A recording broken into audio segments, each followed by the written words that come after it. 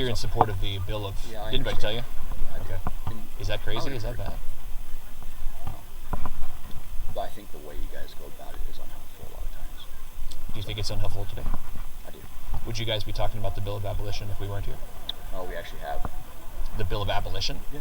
Senator Deacon, or Congressman Deacon. Uh-huh. He comes to this church, talks to you guys? Well, I meet with him every week. Do you? Yeah. Praise the Lord. Are you guys working together to support the bill? But he doesn't live here. Sure, yeah, that's understood. Yep. Yeah, I mean, you can't do everything, A man can't be everywhere, you know what I'm saying? But, so I understand that. Well, I mean, he doesn't go to church here. No problem. I was just asking, so you meet with him and you guys are in active cooperation and participation to support the bill. Yeah, we have a group of guys who just had a conference last week on abolition. And you guys were at that conference? I couldn't because it was on a Saturday when I had my kids' sports, but yes. Sure. And you sent some of the people from your church there too? Did we send them? They were inviting people, yes. They were? Praise the Lord. So just so we're clear, I mean, I didn't know all those things. Yeah. It wouldn't necessarily have changed because I was kind of the organizer of this event. Sure. I still would have recommended that we come here. Caleb Davis right there. He's in the blue suit. Yeah. He's one of the parents. Praise the Lord. So I encourage you guys to we come here because we love you. So don't allow yourselves to think that we come here because we hate you or we're in opposition or anything. It's an encouragement and an exhortation. I don't think many people have received it yet. I think that's an opportunity for you guys as the leadership team to help mold and shape what they think about when people follow the example of the prophets and apostles. This is straight out of Jeremiah chapter 7. Well, yeah, I'm aware, but there's also ways to be tactful and to win the argument with people. I don't think this is the way to do it. We're starting the argument, just kind of like starting the conversation. I don't even see that it has to be an argument, Yeah, but it often turns into it like guys over here who want to mock you if you don't agree with them. So. I mean, well, I doubt they're mocking anybody, but they're probably criticizing. Australian guy was. Oh, well, I mean, nobody's perfect, I'm not perfect either. Yeah. But I agree it doesn't have to turn into one yet. Say what? I'm sorry, I agree that it does not have to turn into one yet, for sure.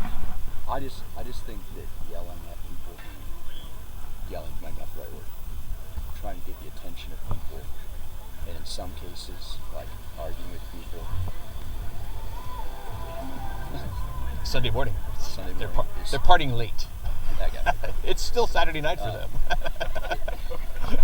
I don't know how helpful it is because I think people, for example, in our church, they want to understand the issue better, and they would agree that abortion is wrong. I mean, not everybody in our church, but I think let's put our members in that category. Yeah, you can't police everybody who walks in, right? Sure. And want to end abortion and abolish it.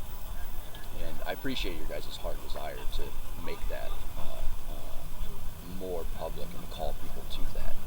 I just fail to understand how this is going to be helpful. I'll just leave it there. How it's going to be helpful to get people in your camp when it feels like a protest. You know what I'm saying? Did you see my sign? Well, this is not a protest. I know it's not a protest. So it feels like a protest. Yeah. It feels like you're protesting a church, and you don't. My hunch is. Are you from Des Moines? Tulsa. Oklahoma. Yeah. So my hunch is you probably don't know anything about our church. Not much. Okay.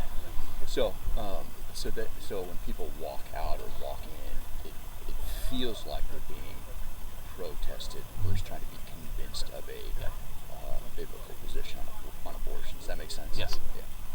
I think so. I encourage you in response to that. Thanks, man. I appreciate you. Wendy's keeping up. Yeah. So my encouragement to you, given all of that, which I understand, and I know that there's more that could be said, and I don't know. I think I would just exhort you as a brother, take the opportunity to explain and do the explanation that you may find to be lacking on our side as far as like not a protest. Why are they here? What's the goal here? See you guys. God bless you guys. And the urgency of the matter, because it can't just be like a couple people in a church who are supporting the bill of abolition. It will fail that way.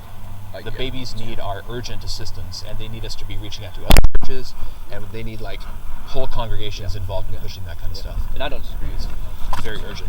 Hey, thank you. So I think that appreciate it, man. That is right or whatever, true. So I'm just not convinced that this is the way to go about it. I'm not saying fine, right, you're wrong. I'm just not convinced this is the most helpful way to go. Sure. And I'm not even interested in kind of winning that argument. No, I know you're not. Yeah, my encouragement is, so say we're wrong. But I think you guys should be concerned about that because I think a lot of people's introduction, including mine, with the abolitionist movement, was more unhelpful than helpful. It put a bad taste in my mouth. Whereas I think there are. I think the end goal is right, obviously, and I think trying to put bills forth that end it and actually do punish those who are involved in it is right. Is right. I think that the difference that I would have primarily, or probably a lot of us would have, just the tact. It's the tact, and I think there are good men and women in the incrementalist position, and I don't think this helps win those people, which is the people you need to win. You know what I'm saying? It's the people that like you guys go after. And I'm like, you need to convince them that this is what we need to do. And sitting outside in front of the church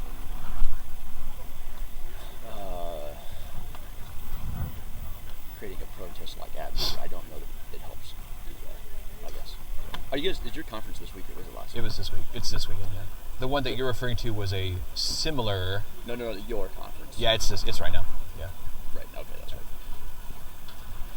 The one I'm referring to is the one from before. Deacon was involved in the one last week and this one, both. Yes. So, yeah.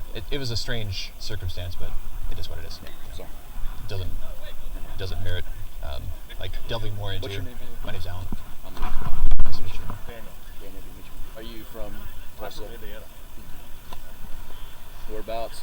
Fort Wayne area. Yeah, just Anyway.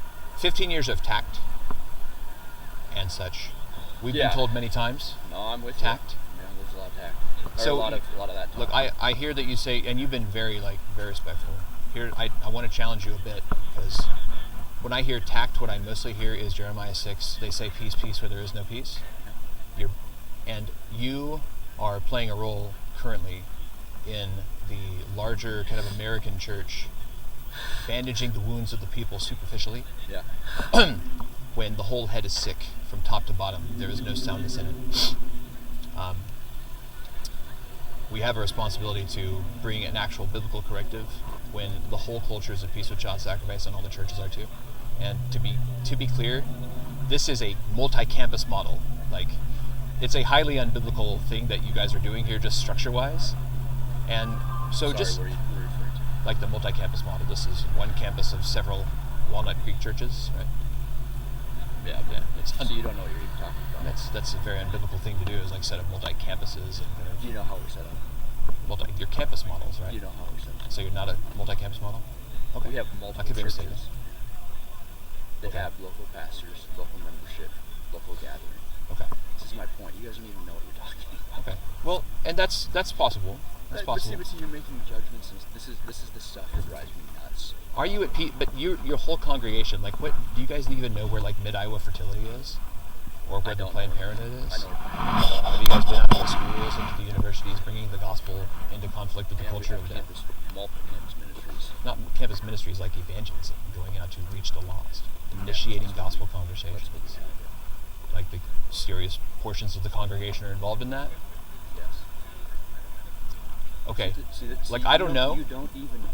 That's possible. Look, even if that were all true, then somebody in that position would be like, I'm glad you guys are here to exhort us further to love and Are you talking about evangelizing this? Or are you talking about evangelizing the gospel? What are you I believe that this is the law, right? And we have to do the law of God. What are you? You're specifically talking about this. Well, no. I'm talking about the law and gospel. Okay. Yes. This is all part of law.